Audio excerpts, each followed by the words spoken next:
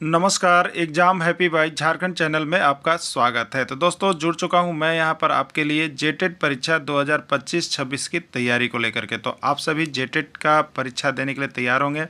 जेटेट परीक्षा बहुत जल्द होने वाली है, तो आप सभी यहां पे क्लासेज के लिए अवश्य जुड़ेंगे। आपको बताते चले, जेटेट में तैयारी को लेकर के बहुत तरह से आपके मन में कौतूहल बना हुआ होगा कि किससे तैयारी करें, कहाँ से तैयारी करें। तो आपको बताते चले, जेटेट परीक्षा में यदि आपको परचम लहराना है तो आप झारखंड राज्य के अनुमोदित पाठ्यक्रम JCERT किताब को पढ़ना कभी भी नहीं भूलेंगे। बाहर का प्रैक्टिस सेट लेकर के यदि आप पढ़ रहे हैं तो वो आपके साथ धोखा हो रहा है, ठीक है। तो आप JCERT जैक का किताब ले लीजिए, जो कि आपको झारखंड राज्य के सरकारी विद्यालयों में मिलते हैं।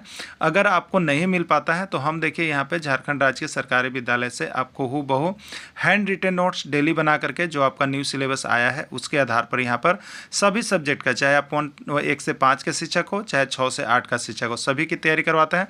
आप घर बैठे यहाँ पर क्षेत्रीय भाषा छोड़ करके सभी सब्जेक्ट का केवल 500 रुपये में तैयारी कर सकते, जिसके लिए देखिए यहाँ पर आपको मोबाइल नंबर दिया गया है 9631054226 पर आप संपर्क करके यहाँ से सभी कोर्सेज परचेज भी कर सकते हैं, तैयारी भी कर सकते हैं। बहुत सारे कोर्सेज बन गए हैं, तो आप अवश्य संपर्क कर लेंगे, घर बैठे ही तैयारी यहाँ से हो जाएगी। चलिए देखते हैं आगे। 14 जो राष्ट्रीय आंदोलन से जुड़ा हुआ है 1885 से 1947 ईस्वी तक, ये जेटेट का न्यू सिलेबस में आपको दिया गया है, ठीक है। तो देखिए, ये जो राष्ट्रीय आंदोलन है ये बहुत ही बड़ा पार्ट है। इसको हमने पार्ट बाई पार्ट आपको यहाँ पर कंप्लीट करवाया है, जिसमें पार्ट 3 तक आपको कंप्लीट हो गया है। आज हम लोग देखेंगे यहाँ पे पार्ट 4, ठीक है। ये इतिहास का हिस्ट्री सेशन के अंतर्गत आपको मिलेगा। और यदि आप इसको PDF को देखना चाहते होंगे तो आप ये PDF कहाँ से बनाया गया है, तो ये JCERT किताब का क्लास 8 का एक्सरसाइज 10 में आप जा करके आप सभी कोई देख सकते हैं। सिर्फ JCERT जैक के किताब में आपको ये उपलब्ध है, ठीक है। तो अब चलिए देखते हैं यहाँ पे इसके अंतर्गत आने वाले पार्ट 4 का सही महत्वपूर्ण प्रश्न कवर अप करेंगे।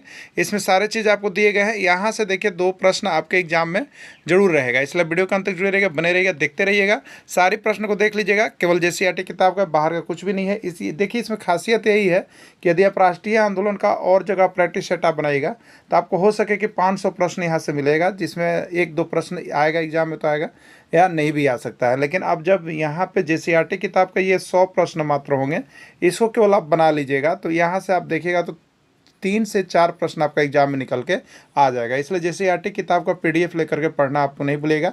जैसी वीडियो आपको मिलता है यहाँ से सारा नोट्स PDF लेकर के पढ़ लीजिएगा। सब कुछ बना हुआ है, JCERT किताब का बना हुआ है, ठीक है।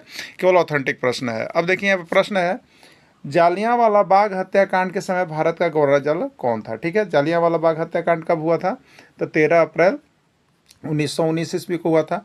उस समय यहाँ पे जब जालियांवाला बाग की घटना घटित हो रही थी तो गवर्नर जनरल कौन था आपसे पूछा गया है। Lord Curzon, Lord Hardinge, Lord Chelmsford या कोई नहीं, ठीक है।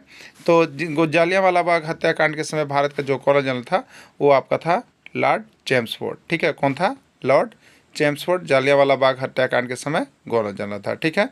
खिलाफत आंदोलन कब हुआ, 1919 ईस्वी, 1920 ईस्वी, 1921 या 1922, ठीक है।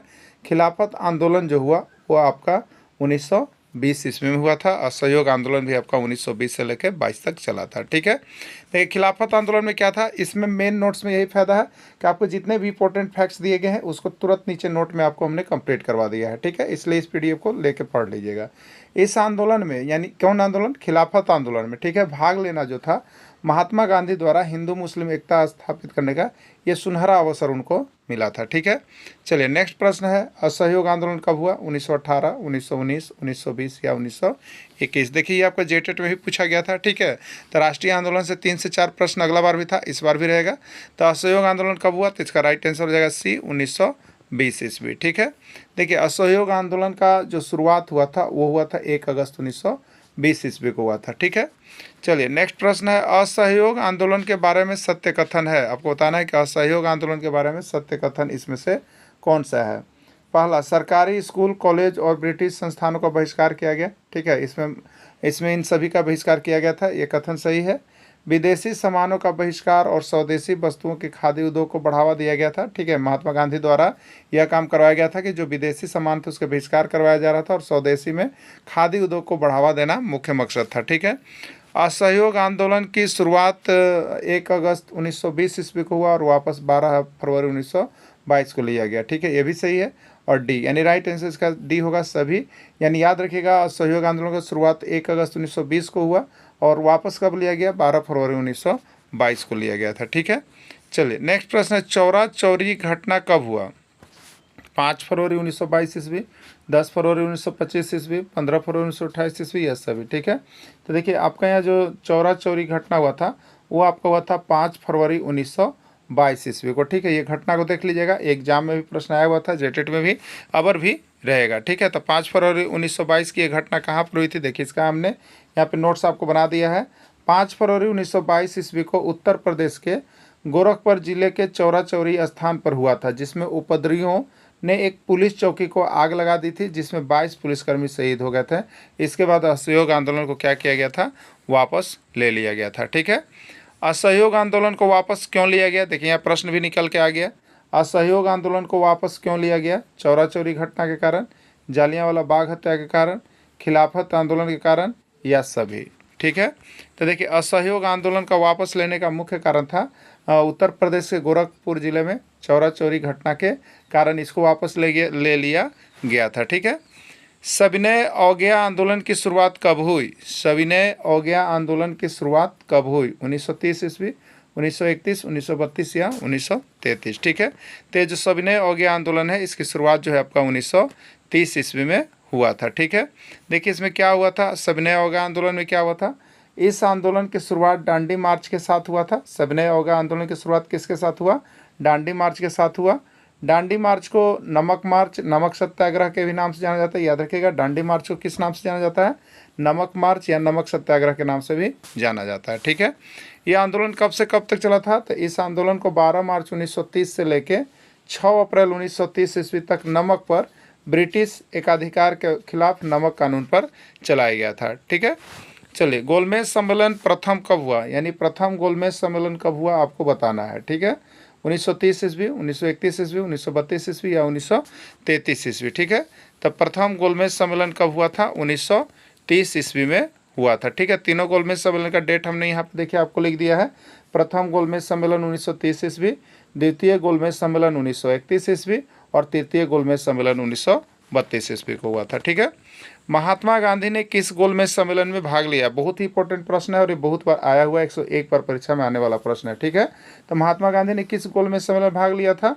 प्रथम गोलमेज सम्मेलन, द्वितीय गोलमेज सम्मेलन, तृतीय गोलमेज सम्मेलन या कोई नहीं? ठीक है, तो महात्मा गांधी ने जो भाग लिया था वो आपका था द्वितीय गोलमेज सम्मेलन। ठीक है, द्वितीय गोलमेज सम्मेलन ऐसा था जिसमें महात्मा गांधी ने भाग लिया था। ठीक है, डॉक्टर भीमराव अंबेडकर ने किस गोलमेज सम्मेलन में भाग लिया था? डॉक्टर भीमराव अंबेडकर ने किस गोलमेज सम्मेलन में भाग लिया था? प्रथम, द्वितीय, तृतीय या सभी? ठीक है, तो डॉक्टर भीमराव अंबेडकर जो थे वो सभी गोलमेज सम्मेलन में भाग लिए थे। ठीक है, और यह गोलमेज सम्मेलन कहाँ हुआ था? इंग्लैंड में हुआ था। ठीक, पूना पैक्ट कब हुआ?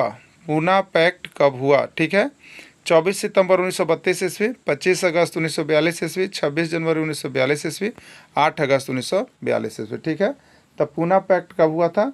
तो पूना पैक्ट आपको हुआ था 24 सितंबर 1932 ईस्वी को हुआ था। ठीक है, इसमें क्या हुआ था? तो पूना पैक्ट को देखिए यहाँ पे नोट किया हुआ है। पूना पैक्ट को पूना समझौता भी कहा जाता है। यह समझौता 24 सितंबर 1932 ईस्वी को महात्मा गांधी और भीमराव अंबेडकर के बीच पुणे की यरवदा सेंट्रल जेल में हुआ था। ठीक है, ऑल इंडिया फॉरवर्ड ब्लॉक की स्थापना कब हुई? ऑल इंडिया फॉरवर्ड ब्लॉक की स्थापना कब हुई? 3 मई 1939 ईस्वी, 3 मई 1940 ईस्वी, 3 मई 1941 ईस्वी, 3 जून 1942 ईस्वी। ठीक है, तो फॉरवर्ड ब्लॉक की स्थापना कब हुई थी? 3 मई 1939 ईस्वी को फॉरवर्ड ब्लॉक की स्थापना हुई थी। ठीक है, इसमें क्या है? इसमें मुख्य नोट से देखिए आपको यहाँ पर बनाया हुआ है। सुभाष चंद्र बोस ने कांग्रेस का जो त्रिपुरी अधिवेशन हुआ था उसके बाद अध्यक्ष पद से इन्होंने इस्तीफा दे दिया और क्या किया? तो 3 मई 1939 ईस्वी को ऑल इंडिया फॉरवर्ड ब्लॉक की स्थापना की थी। ठीक है, चलिए मुस्लिम लीग ने मुक्ति दिवस के रूप में कब मनाया? मुस्लिम लीग ने मुक्ति दिवस के रूप में कब मनाया? 22 दिसंबर 1939, 23 अगस्त 1945, 25 सितंबर 1949 या कोई नहीं? ठीक है, तो देखिए मुस्लिम लीग ने मुक्ति दिवस मनाया था। क्यों मनाया था? क्योंकि यहाँ कांग्रेस की जो सरकार थी सभी कांग्रेस सरकार ने एक मुक्त रूप से इस्तीफा दे दिया था सरकार के प्रति। ठीक है, इसलिए 22 दिसंबर 1939 ईस्वी को यहाँ पर जो है मुस्लिम लीग ने आपको दिवस मनाया था मुक्ति दिवस के रूप में। तो मुस्लिम लीग ने कांग्रेस सरकार के, देखिए नोट में है, मुस्लिम लीग ने कांग्रेस सरकार के इस्तीफे की खुशी में, ठीक है, सभी कांग्रेसी सरकार के जो सदस्य थे वो यहाँ पे क्या देते, इस्तीफा दे देते। उसी के खुशी में 22 दिसंबर 1939 ईस्वी को मुक्ति दिवस के रूप में मनाया गया था, ठीक है। व्यक्तिगत सत्याग्रह के प्रथम सत्याग्रही कौन थे? महात्मा गांधी, पंडित जवाहरलाल नेहरू, विनोबा भावे या सभी, ठीक है। व्यक्तिगत सत्याग्रह के देखिए प्रथम सत्याग्रही जो थे वो आपका कौन थे? विनोबा भावे थे, ठीक है। प्रथम सत्याग्रही विनोबा भावे थे। यहाँ पे हमने लिख दिया, देखिए प्रथम सत्याग्रही विनोबा भावे थे। द्वितीय सत्याग्रही के रूप में पंडित जवाहरलाल नेहरू को जाना जाता है और तृतीय सत्याग्रही के रूप में यहाँ पे आपको महात्मा गांधी का नाम आता है, ठीक है। अंग्रेजों भारत छोड़ो आंदोलन का प्रस्ताव कब पारित किया गया? अंग्रेजों भारत छोड़ो आंदोलन का प्रस्ताव कब पारित किया गया? 14 जुलाई 1942, 15 अगस्त 1942, 47, 26 जनवरी 1948 या कोई नहीं, ठीक है। तो देखिए यहाँ पे जो भारत छोड़ो आंदोलन का जो प्रस्ताव पारित हुआ था, ठीक है, वो हुआ था आपका 14 जुलाई 1942 ईस्वी को, ठीक। और पारित किया गया था, लेकिन इसको लागू कब किया गया? तो इसको 8 अगस्त 1942 ईस्वी को लागू किया गया था, ठीक है। तो 14 जुलाई 1942 ईस्वी को पारित किया गया, याद रखिएगा। देखिए यहाँ पे नोट्स बना हुआ है। 14 जुलाई 1942 ईस्वी को वर्धा में कांग्रेस की कार्यकारिणी समिति ने अंग्रेजों भारत छोड़ो आंदोलन का प्रस्ताव पारित किया था। भारत छोड़ो आंदोलन को मंजूरी कब मिली? भारत छोड़ो आंदोलन को मंजूरी कब मिली? 15 अगस्त 1842 ईस्वी, 8 अगस्त 1942 ईस्वी, 8 दिसंबर 1945 ईस्वी, 8 दिसंबर 1946 ईस्वी, ठीक है। तो भारत छोड़ो आंदोलन की मंजूरी कब मिली? तो 8 अगस्त 1942 ईस्वी को भारत छोड़ो आंदोलन की मंजूरी मिल गई थी, ठीक है। तो 8 अगस्त 1942 ईस्वी का राइट आंसर हो जाएगा। 8 अगस्त 1942 ईस्वी को अखिल भारतीय कांग्रेस की बैठक मुंबई के ग्वालियर टैंक मैदान में हुई थी और वहीं पर भारत छोड़ो आंदोलन को मंजूरी मिल गई थी, ठीक है। अगस्त क्रांति के नाम से किसको जाना जाता है? फॉरवर्ड ब्लॉक को, जलियांवाला बाग हत्याकांड को, भारत छोड़ो आंदोलन को या कोई नहीं, ठीक है। अगस्त क्रांति के नाम से देखिए हम लोग जानते हैं भारत छोड़ो आंदोलन को। क्यों जानते हैं? क्योंकि यह जो क्रांति हुई थी वो 8 अगस्त 1942 ईस्वी को हुई थी, ठीक है। अगस्त 1942, इसलिए अगस्त महीने में हुए थे, इसलिए इसको अगस्त क्रांति भी कहा जाता है, ठीक है। भारत छोड़ो आंदोलन को अगस्त क्रांति भी कहा जाता है, ठीक है। इसी भारत छोड़ो आंदोलन में ही करो या मरो का नारा दिया गया था और अंग्रेजों भारत छोड़ो का भी नारा दिया गया था, ठीक है। याद रखिएगा, भारत छोड़ो आंदोलन को अगस्त क्रांति कहते हैं और इसी आंदोलन में करो या मरो का नारा या भारत छोड़ो का नारा दिया गया था। करो या मरो का नारा किसने दिया? करो या मरो का नारा किसने दिया? पंडित जवाहरलाल नेहरू, महात्मा गांधी, सुभाष चंद्र बोस या बाल गंगाधर तिलक, ठीक है। तो करो या मरो का नारा किसने दिया? आपको दिया गया था महात्मा गांधी जी के तरफ से यह नारा दिया गया था। चलिए देखते हैं, इस पर भी हमने यहाँ नोट्स बना दिया है क्योंकि एग्जाम में इससे बहुत ज़्यादा प्रश्न रहते हैं। करो या मरो का नारा महात्मा गांधी ने दिया था। गांधी जी ने यह प्रसिद्ध नारा 8 अगस्त 1942 ईस्वी को बॉम्बे, जिसको अब मुंबई के ग्वालियर टैंक मैदान, जिसे अब अगस्त क्रांति मैदान कहा जाता है, इसमें दिया था। यह नारा भारत छोड़ो आंदोलन के दौरान दिया गया था, ठीक है। कैबिनेट मिशन भारत कब आया? कैबिनेट मिशन भारत कब आया? 24 मार्च 1946 ईस्वी, 8 अगस्त 1942 ईस्वी, 13 अप्रैल 1919 ईस्वी या कोई नहीं, ठीक है। कैबिनेट मिशन जो भारत आया था वो 24 मार्च 1946 ईस्वी को भारत पहुंचा था, ठीक है। देखिए यहाँ पे कैबिनेट मिशन का पूरा क्लियर कर देते हैं।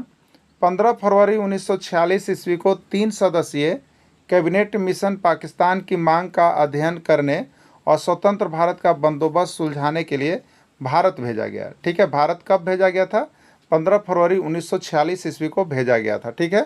लेकिन कैबिनेट मिशन 24 मार्च 1946 को दिल्ली भारत पहुंचा था, ठीक है। तो भारत भेजा कब गया? 15 फरवरी 1946 को भारत के लिए रवाना हुए, लेकिन वे पहुंचे कब?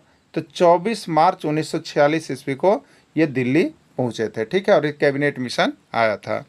कैबिनेट मिशन में कितने सदस्य थे आपको बताना है। तो देखिए कैबिनेट मिशन में 3 सदस्य थे, ठीक है। कैबिनेट मिशन में कितने सदस्य थे? कैबिनेट मिशन में ओनली 3 सदस्य थे, ठीक है। चलिए तीनों सदस्य का नाम भी हम लोग देख लेंगे। यहाँ पे कैबिनेट मिशन में 3 सदस्य थे और तीनों ब्रिटिश थे और यही तीनों ब्रिटिश कैबिनेट मंत्री में शामिल थे। पहला नाम आता है लॉर्ड पैथिक लॉरेंस जो मिशन के अध्यक्ष थे, सर स्टॉफोर्ड क्रिक्स जो बोर्ड ऑफ ट्रेड के अध्यक्ष थे, एवी अलेक्जेंडर जो नौसेना के प्रथम लॉर्ड अधिकारी थे, ठीक है। तो ये कैबिनेट मिशन के तीनों सदस्य का नाम है। किस योजना के तहत भारत का विभाजन किया गया? किस योजना के तहत भारत का विभाजन किया गया? कर्जन नीति, लॉर्ड माउंटबेटन योजना, करो या मरो या कोई नहीं। ठीक है, तो किस नीति के तहत भारत का विभाजन किया गया? तो ये जो विभाजन किया गया था आपको लॉर्ड माउंटबेटन योजना के तहत भारत का विभाजन किया गया था। ठीक है, लॉर्ड माउंटबेटन योजना के तहत भारत का विभाजन किया गया था। ठीक है, योजना क्या थी इसको आप देख लीजिएगा। लॉर्ड माउंटबेटन योजना के तहत भारत का विभाजन किया गया। इस प्रकार भारत 15 अगस्त 1947 ईस्वी को एक स्वतंत्र राष्ट्र के अस्तित्व में आया। और वहीं देखिएगा पाकिस्तान जो है 14 अगस्त 1947 ईस्वी को अस्तित्व में आया था। ठीक है, देखिए माउंटबेटन योजना को और क्या कहते हैं यहाँ पे हमने लिख दिया क्योंकि यहाँ से प्रश्न आया हुआ था। माउंटबेटन योजना को 3 जून की योजना के रूप में जाना जाता है। क्यों? क्योंकि भारत के अंतिम वायसराय लॉर्ड माउंटबेटन द्वारा 3 जून 1947 ईस्वी को भारत विभाजन की अंतिम खाका तैयार किया गया था। ठीक है, 3 जून की योजना माउंटबेटन योजना है। माउंटबेटन योजना के तहत भारत का विभाजन किया गया और ये जो लॉर्ड माउंटबेटन थे वो भारत के अंतिम वायसराय थे। ये सारी चीज़ याद रखिएगा, यहाँ से प्रश्न आपका निकल के आ जाएगा एग्जाम में। ठीक है, देखिए हम तो यही बोलेंगे कि आप जितने भी अभी तक प्रैक्टिस सेट लिए हैं पढ़िए, लेकिन सबसे बेस्ट आपका है कि ये जो हैंड रिटन नोट्स आपको हमने PDF बना दिया है, आप इसको जरूर पढ़ लीजिए क्योंकि JCERT का किताब का है और स्पेशल उसी से निकला हुआ है, इसलिए देखिए इसमें प्रश्न कम है, प्रश्न बहुत ही कम है, लेकिन यहाँ से प्रश्न एग्जाम में भर भर के पूछेगा। ठीक है, इसलिए आप इसको लेकर के पढ़ लीजिएगा आप सभी को। स्वतंत्र भारत के प्रथम गवर्नर जनरल कौन थे? ठीक है, भारत स्वतंत्र हो गया, जब भारत स्वतंत्र हो गया तब उसके गवर्नर जनरल कौन थे आपको यहाँ पर पूछना है। तो स्वतंत्र भारत के जो प्रथम गवर्नर जनरल थे वो आपको देखिए चक्रवर्ती राजगोपालाचारी थे, लॉर्ड माउंटबेटन थे, लॉर्ड हार्डिंग या लॉर्ड चेम्सफोर्ड, कौन थे बताना है। ठीक है, तो स्वतंत्र भारत के अगर प्रथम गवर्नर जनरल पूछा तो भारत स्वतंत्र हो गया। उस समय माउंटबेटन योजना के तहत ही भारत को स्वतंत्रता दिया गया, इसलिए प्रथम अगर गवर्नर जनरल पूछे तो भी आपको लॉर्ड माउंटबेटन बोलना है और अंतिम वायसराय भी पूछे तो भी लॉर्ड माउंटबेटन ही आपको बोलना है। ठीक है, चलिए नेक्स्ट देखिएगा, यहाँ पे आपको लिखा हुआ है 15 अगस्त 1947 ईस्वी से 21 जून 1948 ईस्वी तक इस पद पर रहे थे। ठीक है, लॉर्ड माउंटबेटन ब्रिटिश भारत के अंतिम वायसराय भी थे, ये अंतिम वायसराय हो गए और पहला स्वतंत्र भारत का गवर्नर जनरल हो गए। पूछता है प्रश्न कि स्वतंत्र भारत के प्रथम गवर्नर जनरल कौन थे? तो लॉर्ड माउंटबेटन थे क्योंकि इन्हीं से स्वतंत्रता हुआ। ठीक है, और अंतिम वायसराय कौन थे? तो लॉर्ड माउंटबेटन ही हुआ।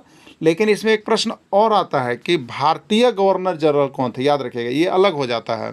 तो यही प्रश्न को हम देखें नीचे आपको लेकर के भी आ गए थे कि स्वतंत्र भारत के प्रथम या अंतिम भारतीय गवर्नर जनरल कौन थे? याद रखिएगा, भारतीय नाम लगना चाहिए। अगर भारतीय नहीं दिया है तब लॉर्ड माउंटबेटन का नाम होगा, लेकिन अगर भारतीय लगा दिया है कि स्वतंत्र भारत के प्रथम गवर्नर जनरल या स्वतंत्र भारत के प्रथम और अंतिम गवर्नर जनरल या स्वतंत्र भारत के अंतिम भारतीय गवर्नर जनरल, याद रखिएगा भारतीय उसमें शामिल होना चाहिए। कौन थे? Chakravarti Rajagopalachari, Lord Mountbatten, Lord Curzon या कोई नहीं। तो इसमें आंसर आएगा चक्रवर्ती राजगोपालाचारी का। याद रखिएगा, अगर भारतीय गवर्नर जनरल का नाम आ रहा है तो वो देना है चक्रवर्ती राजगोपालाचारी, चाहे प्रथम गवर्नर जनरल पूछे चाहे अंतिम गवर्नर जनरल पूछे। ठीक है, चलिए महात्मा गांधी को महात्मा किसने कहा? महात्मा गांधी को महात्मा किसने कहा? सुभाष चंद्र बोस, गोपाल कृष्ण गोखले, रविंद्रनाथ टैगोर, राजकुमार शुक्ला। ठीक है, तो महात्मा गांधी को महात्मा रविंद्रनाथ टैगोर ने कहा था। ठीक है, महात्मा गांधी को महात्मा किसने कहा? रविंद्रनाथ टैगोर ने कहा। चलिए प्रश्न यहाँ से एक रहेगा, इसको पढ़ के जाइएगा आप सभी को। बस JCERT का जितना हम दे रहे हैं उतना को कमांड कर लीजिएगा, आपका रिजल्ट 100% ओके हो जाएगा। आप सभी को देख के जाइएगा। महात्मा गांधी को राष्ट्रपति किसने कहा? देखिए 2016 का पूछा गया प्रश्न भी है। सुभाष चंद्र बोस, गोपाल कृष्ण गोखले, रविंद्रनाथ टैगोर, राजकुमार शुक्ला। ठीक है, तो महात्मा गांधी को राष्ट्रपिता किसने कहा? सुभाष चंद्र बोस ने कहा। ठीक है, सुभाष चंद्र बोस ने 4 जून 1944 ईस्वी को संबोधित किया। महात्मा गांधी को बापू सबसे पहले किसने कहा? सुभाष चंद्र बोस, गोपाल कृष्ण गोखले, रविंद्रनाथ टैगोर, राजकुमार शुक्ल। ठीक है, तो महात्मा गांधी को बापू किसने कहा? राजकुमार शुक्ल ने कहा। ठीक है, राजकुमार शुक्ल ने कहा था। महात्मा गांधी के राजनीतिक गुरु कौन थे? सुभाष चंद्र बोस, राजकुमार शुक्ल, रविंद्रनाथ टैगोर, गोपाल कृष्ण गोखले। तो महात्मा गांधी के राजनीतिक गुरु थे गोपाल कृष्ण गोखले। महात्मा गांधी को महात्मा किसने कहा? रविंद्रनाथ टैगोर। महात्मा गांधी को बापू किसने कहा? सुभाष चंद्र बोस। और महात्मा गांधी को यहाँ पे सबसे पहले जो धर्म कहा? सुभाष चंद्र बोस। ठीक है, चलिए ठीक है। महात्मा गांधी के नेतृत्व में किया गया पहला सत्याग्रह आंदोलन कौन था? महात्मा गांधी के नेतृत्व में किया गया पहला सत्याग्रह आंदोलन कौन था? चंपारण, खेड़ा, भारत छोड़ो या कोई नहीं। ठीक है, तो महात्मा गांधी के नेतृत्व में किया गया पहला सत्याग्रह आंदोलन का नाम था चंपारण सत्याग्रह। ठीक है, क्या था? चंपारण सत्याग्रह। इसको याद रख लीजिएगा, बहुत बार प्रश्न पूछा गया है। भारत में महात्मा गांधी के नेतृत्व में चलाया गया पहला सत्याग्रह आंदोलन था यह बिहार के चंपारण में नील की खेती करने वाले किसानों के शोषण के खिलाफ शुरू हुआ था। यह 1917 ईस्वी में चलाया गया था।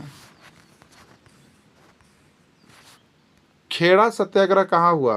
बिहार, बंगाल, झारखंड या गुजरात? ठीक है, खेड़ा सत्याग्रह गुजरात में हुआ था। ठीक है, देखिए गुजरात के खेड़ा जिले में किसानों की फसल बर्बाद होने के बाद भी सरकार द्वारा लगान वसूली के विरोध में गांधी जी ने यह आंदोलन चलाया था। यह आंदोलन 1918 ईस्वी में हुआ था। ठीक है, महात्मा गांधी की 150वीं जयंती कब मनाई गई? 2 अक्टूबर 2019 ईस्वी, 2 अक्टूबर 2021, 2 अक्टूबर 2023, 2 अक्टूबर 2025। तो महात्मा गांधी की 150वीं जयंती 2 अक्टूबर 2019 ईस्वी को मनाया गया था। ठीक है, भारत की पहली महिला मुख्यमंत्री कौन थी? विजयालक्ष्मी पंडित, इंदिरा गांधी, सुचित्रा कृपलानी? कोई नहीं। ठीक है, तो भारत की पहली महिला जो मुख्यमंत्री थी वो आपकी थी सुचित्रा कृपलानी, जो कि उत्तर प्रदेश की रहने वाली थी। ठीक है, देश की पहली महिला प्रधानमंत्री कौन बनी थी? सुचित्रा कृपलानी, विजयालक्ष्मी पंडित, इंदिरा गांधी या कोई नहीं? तो देश की पहली महिला प्रधानमंत्री इंदिरा गांधी का नाम आता है। ठीक है, तो इंदिरा गांधी का नाम आता है। इन्हें आयरन ऑफ लेडी के नाम से भी जाना जाता है। रांची में रॉलेट एक्ट और जालियांवाला बाग हत्याकांड के खिलाफ आंदोलन का नेतृत्व किसने किया? बिरसा मुंडा, नीलांबर पीताम्बर, गुलाब तिवारी या कोई नहीं? तो रांची में रॉलेट एक्ट और जालियांवाला बाग हत्याकांड के खिलाफ में आंदोलन गुलाब तिवारी ने किया था। ठीक है, मीरातुल अखबार और सवाद कौमुदी जैसी पत्रिका का संपादन किसने किया? राजा राम मोहन राय, रविंद्रनाथ टैगोर, बाल गंगाधर तिलक या सभी? ठीक है, तो मीरातुल अखबार और सवाद कौमुदी जैसे पत्रिका का संपादन जो है यहाँ पे आपको किसके द्वारा किया गया था? लोकमान्य ये राजा राम मोहन राय के द्वारा किया था। ठीक है, राजा राम मोहन राय ने मीरातुल अखबार और सवाद कौमुदी जैसे पत्रिका का संपादन किया था। ठीक है, देखिए राजा राम मोहन राय के लिए और विशेष है, इन्हें भारतीय राष्ट्रीयता का अग्रदूत माना जाता है। ये ब्रह्म समाज के संस्थापक भी हैं। और आपसे प्रश्न है कि रामकृष्ण मिशन का स्थापना किसने किया? तो स्वामी विवेकानंद ने किया। तो यहाँ से आपके सारे इंपॉर्टेंट समाप्त हो गए हैं। यहाँ से अब आपका फिर यहाँ मैराथन क्लास से जाएंगे। तो जिनको भी ये नोट्स मिलता है आप सभी नोट्स मंगा लीजिएगा, PDF आपको मिल जाएगा, सब कुछ बना हुआ है और यहाँ से तैयारी कर लीजिएगा। ठीक है, वीडियो के अंत तक जुड़े रहें। धन्यवाद।